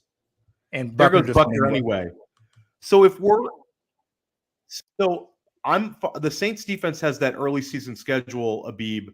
I love that I'm with defense, you. Like they play, so many questionable quarterbacks those first few weeks, and we like the running game. So I'm good taking them, unless you guys want to push one of these Michael Wilsons or running backs and then just push defense another round. Where are you at, Abib? I say let's definitely take the Saints. Like, there's not a lot of we may not get. Okay, so let's lock down New Orleans, and now we have 2 more picks to go, guys. This draft has been a ton of fun, and I like our build. We're gonna have to take a kicker. Let's wait for a kicker in the 20th, and let's focus in on one of our our high upside guys here. Michael Wilson, or we're going to go with Dowdle/Zach Moss. Let's take Paris Campbell out, Abib, unless you want to pound the table for him. No, start adding kickers, and you guys can just make your pick from this group. I think hearing Scott talk about Zach Moss, and no one knows what's going to happen with JT. I'm on the side that he's probably getting traded. But no, I love it. We're a partnership here, guys, and that Scott had his guys he's pounding the table for with Justin Ross and Zach Moss. We're going to get both of them. So let's prioritize Zach for Moss. A 0 RB build, right? Yeah. Like the upside to that, and like if we're wrong, we just drop him, which is like what you should be doing with a round 19 absolutely. I really love this build. I'm not gonna lie. I really like this team. Is exciting, guys. Yeah, and we're going naked QB. We're going single Justin Fields, which is that's kind of been Abib and I have talked about that. That's kind of like what we do. Some people would want to have a backup QB, but I don't. I don't see the reason for it to be. We can always get a guy. Yeah, and they get dropped all the time. Kyler's not even getting drafted these days sometimes. So like. And if he does, I'm sure like once he gets put on PUP, like he's also gonna, find a waiver wire. Exactly. Yeah, and the beautiful thing about this build is Justin Fields doesn't have a bye week till week 13, so we can kind of get by with this, not even worry about it. You're right. That's a good point. I mean, that hurts us in the playoffs, though, right? No QB1, but it's not going to matter because we're going to be so far ahead of the competition in points and wins. It's not going to matter. All we care about is automatic bid. Yeah, it's nice to cash in the league, but we just care about an automatic bid. That's all we want. It's those regular season points that matter the most. Is this going out as a podcast and not a video? Oh no, I'm going to do it as a video too, or I could do it just as a podcast, whatever you guys prefer. Yeah, we'll definitely have to recap this at the end because I'm sure people forgot who we drafted. Let's recap this for sure. So Brock Purdy, Kyler Murray, Matt Stafford, Bryce Young, Sam Howell, all just sitting there on the not being drafted. So I feel 0.0 pressure. If I knew Kyler Murray was going to be back, and at a reasonable time frame, I would love rostering him for a few weeks. But so let's take now. Do we value a kicker here, or do we just want to push it? I think that taking the Detroit kicker is probably the move, Abib, to get that free look and take him in the 20th, and we lock down Zach Moss now here in the 19th. Yeah, we don't know if Scott's apartment is bugged, so let's not take any chances. GT and Rumhorse both have spies in the Houston area on you guys. So we'll go Zach Moss. This is a fun build, and we'll end it with Riley Patterson and Abib. You're out in Vegas, right? Oh my gosh! Wow. Okay, so we got to your apartment is definitely bugged. Rico Dowdle, guys. Rico Dowdle. That's fine. It was meant to be. Okay, it was Rico meant Dowdle. I mean, it's kind of like insane to me that Zach Moss would even go in round 19. So it's so funny. We got sniped so many times tonight, guys, and we still built a beast of a team. So we were able to adjust to and kind of roll with the punches. So I'm going to start recapping this team, guys. Let's go round by round one more time. Stefon Diggs, Devante Adams. Then in the third round, we got Darren Waller. In the fourth round, we took DJ Moore. In the fifth round, we took Justin Fields, our only quarterback. In the sixth round, we were thrilled to get Kyle Pitts. The seventh round, we ended up with Miles Sanders as our RB1. In the eighth round, we got Michael Pittman. In the 9th round, we got who do we get in the 9th, guys? Samaje Perine. Then in the 10th round, we got Rashad Penny. That definitely looks like our grossest pick. I know I caped up for it, but Rashad Penny round 10, that could be gross if he gets cut. Yeah, it absolutely could. But if he lands well, I think that if he's Miles Sanders 2.0, then yeah. There you go. But Okonkwo, guys, I love that 11th round pick. Getting Chig as our tight end 3. Kendre that Miller, might be my favorite pick. Kendre's probably my favorite pick. Like just in terms of what we got for this, what we really needed, this high upside type guy like him. Jerome Ford, we got in the 13th round, 14th round, Chuba Hubbard, 15th round, Justin Ross, the Scott Barrett special, 16th round, Kyron Williams, 17th round, Van Jefferson, 18th round, we got who did we get? New Orleans team defense, 19th round, Rico Dowdle, and then we are coming up in the 20th round. We're going to put in our kicker in 2 picks, and we are going to go with Riley Patterson, or do you want to bet on one of the kickers kind of rated ahead of them, guys? Yeah, I'm fine with Riley Patterson. I'll take the work for dropping him if he only gives us 5 points. If he gives us, I think taking the free look is the way to do it at the onesie positions. No, you're right. That should be a good offense too, right? Yeah. So if Riley Patterson, we'll have to set like a number, Abib, of a number we're comfortable with for him scoring week 1. But Gano and Jason Myers, I don't know if there's like a weekly difference maker and kicker that's preventing us from taking this free look. So let's just take Patterson. Yeah. Okay, so the team just let's take a step back and look at our starting lineup for week 1. We're going to be rolling out with Miles Sanders and Samaje Perine at running back. Justin Fields is our quarterback. Wide receivers will be Stefon Diggs and Devante Adams. Tight end will be Darren Waller. And then the flex spot guys will be DJ Moore and then Kyle Pitts or Michael Pittman. So this team has a lot of juice. This team has a lot of firepower. I think that we just need kind of predictable early weeks from Samaje Perine while we kind of figure out RB2. And then I think this team is rolling. What are your thoughts, Scott, after drafting your first main of the year? This was a lot of fun. Yeah, I like this team. I think it has a lot of upside. This seems like a vintage Abib team. I know you always load up on, late round running backs, where I usually go the opposite, or historically have gotten the opposite strategy. I'll draft like 3 in the first 6 rounds and then kind of just neglect the position. But no, this is a fun team for sure. Yeah, this is it's the year of 0 and hero RB, guys, and we went 0 on this one. Abib, we talked earlier in our chat with the 3 of us about how you viewed the 8 hole, and I think structurally we kind of completed the plan that you wanted. How are you feeling right now? You're loving this team? I do. I love it because it's unique. Like you're right. Like Scott, historically, like I've loaded up on running backs. This year has been like the exact opposite, I think. I'll try and get one of the, 2 of the these elite wide receivers. But then like between rounds 3 and 5, 3 and 6, I'm usually, grabbing 2 to 3 running backs. And guys have been falling. Obviously the board's tightened up. So James Conner in the 8th was always an easy pick. Alvin Kamara in the 8th and 9th was an easy pick. And these guys were just going so late.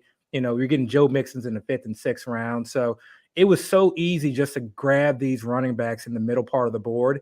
And then towards the back end is when I was loading up on tight ends and wide receivers. So I like this unique build because I think everybody or a lot of people have been kind of taking that sort of approach this year. And I just don't know how many, to me, this is a very, very unique build. And like you said, with a lot of upside. And if we're going to be weak at one position, which most people are, I love it being the RB2. Yeah, no, I'm with you. This was a lot of fun. Guys, we might have to run it back at some point because drafting with you guys was great. I love the process we did, and we didn't really argue. I think we were able to kind of get through our picks without one person being like dejected. And I like the way that we were able to kind of pivot when we got sniped. I think a lot of times in these high stakes drafts. If you're gonna, I highly encourage you to, try to draft in the FFPC, guys. You can use the code Underworld and get $25 off your initial deposit.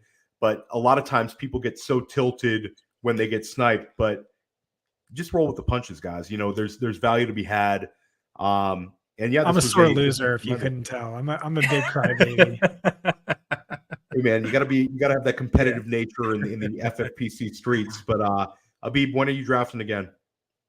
I will be drafting again. Actually, Sunday, we will be doing a live draft. It's going to be an interesting format, 1st and 15th. I'm going to have one of our good friends and our injury sports doc, Carlos, come and join us. So as we're drafting the main event live and live streaming it Sunday night, he's just going to be kind of chiming in on guys, with regard to injury and kind of whether or not he feels that, they'll be ready to play and what they'll have to offer. I'll definitely be asking him about J.K. Dobbins and his thoughts. You guys have kind of, seeded some doubt in my mind with regard to, if he can stay healthy or not. But you can find me in the draft streets pretty often these days. Can't stop drafting. And you guys you had your first ever guest for 1st and 15 pod was Scott Barrett, who's sitting with us tonight. That's pretty cool. You have another guest this week. It's a mystery, but he's a high stakes hitter. I think I figured it out. But what do you guys have on tap this week? What's planned? Yeah. So Scott christened the spinoff, the 4 mics, and it went so well that we were like, okay, this is doable. So yeah, this week we will have a surprise guest on 1st and 15th that is going to air. What is it? Thursday night at 9. Thursday night, I think it's 10 o'clock Eastern time. Yeah. Because you're drafting in that deep end that night. Yeah. Right? Yeah. And so it's going to be a special 4 mics edition. I mean, absolutely. Like this is like I keep telling everybody, it's your favorite drafter's favorite drafter. So come ready with the pen and pad. He's going to ideally give us a lot. He or she is going to ideally give us quite a bit to help you win some money and help you win your home leagues. And then again, Sunday night, we're going to be doing the live stream. The link for that will drop sometime later this week. And Scott, we crushed it in press coverage a couple of days ago. Highly recommend the episode that we dropped. You can find it on any of the Player Profiler podcasts or on its own channel. Scott, you've crushed it when you stepped into the Roto Underworld this offseason and been very generous with your time. What do you have cooking at fantasy points with less than 3 weeks heading into the season? Yeah, I dropped my biggest article of the year, Scott Barrett's draft guide, just kind of outlining all my must draft players and my rankings and kind of just giving you the blueprint to just destroy your home league draft. I update that every single day as well. And then my last big article of the year drops, I think, in 2 days. That's 69 stats. I kind of just dropped I think the best 69 stats I've compiled this offseason. But before we head out, I kind of want to do something I do whenever I do my Underdog live show. And it's like, I need you, Theo, to tell me the story of how this team wins us $1 million.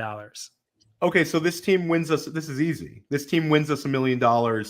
There's been the Stefon Diggs, rumors he's unhappy in Buffalo. Those get completely set aside. He finishes as wide receiver 1 overall in football. Damn. Those nuts has a career season. Devante Adams actually sees very similar usage. We're not going to get too greedy. We're not going to have the wide receiver 1 and the wide receiver 2 on the same team, but we will have the wide receiver 1 and the wide receiver 3. Whoa! Travis Kelce misses some time. Darren Waller finishes as tight end 1 overall. Whoa. Looks like 2020 Darren Waller all over again. Gets us like 16 points per game. Justin Fields finishes inside the top 3 quarterbacks. DJ Moore ends up like wide receiver 12. And then Miles Sanders, goes right back to his rookie year usage. He catches 55 passes this year, everyone. Damn. Devante Williams can't hold up. Samaje Perine. We have weekly internal arguments where we're practically yelling at each other when Kendre Miller takes over the New Orleans job, but Samaje Perine's catching so many passes that we're arguing with one another. Kyle Pitts makes all the dynasty managers who didn't, stop believing in him feel great. Kyle Pitts finishes as tight end 3 overall.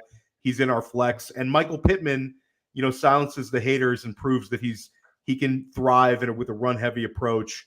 He has similar usage as last year, and he's just a luxury guy for us. And Justin Ross, everyone, finishes as the wide receiver 1 in Kansas City. And Scott Barrett, looks like the smartest man in the entire room. And we win the $1 million. And a year from now, we're drafting in Las Vegas, fellas, live together. Hell yeah. There we go. Dude, that was poetry. That was so beautiful. There we go, guys. That's how we do it. But, we have so many outs with this team. We're just going to have to hit with the running back position. I think we're going to have great scoring at the quarterback. We're going to have great scoring at the tight end. And our wide receivers are terrific. So this is a dangerous team. I would not want to have to play against our team. And I think that's the sign of a well-built team. So this was tremendous. This won't be the last time I podcast with these guys. Definitely check out Fantasy Points. Definitely subscribe to Scott's work. It is fire.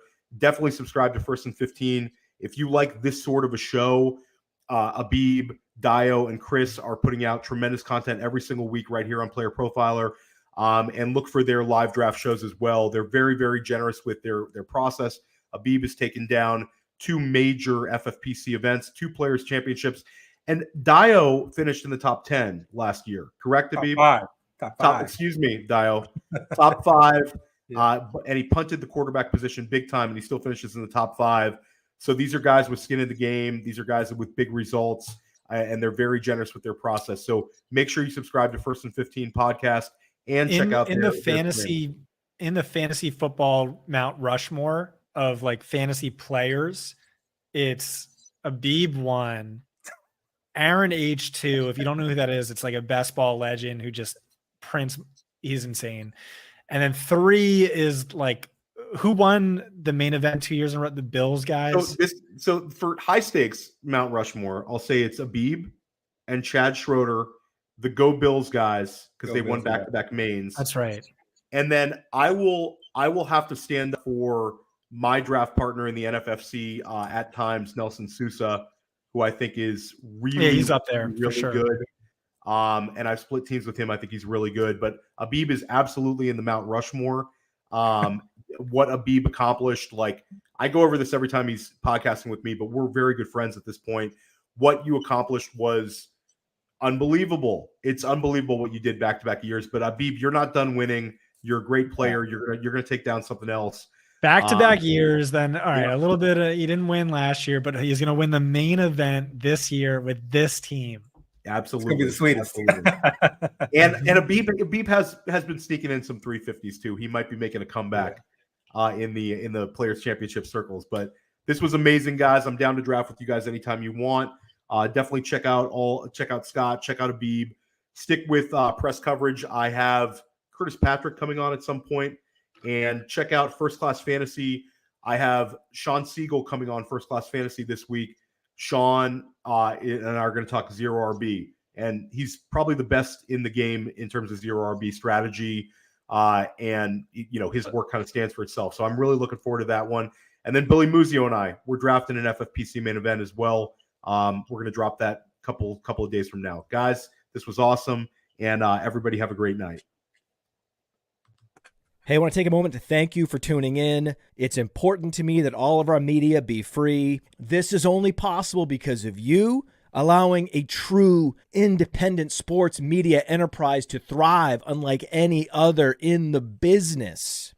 So please subscribe to the All In Package to continue to make all of this possible, to ensure that all of our stats, information, data, content is available to you, especially you, the people that get the site and get the show.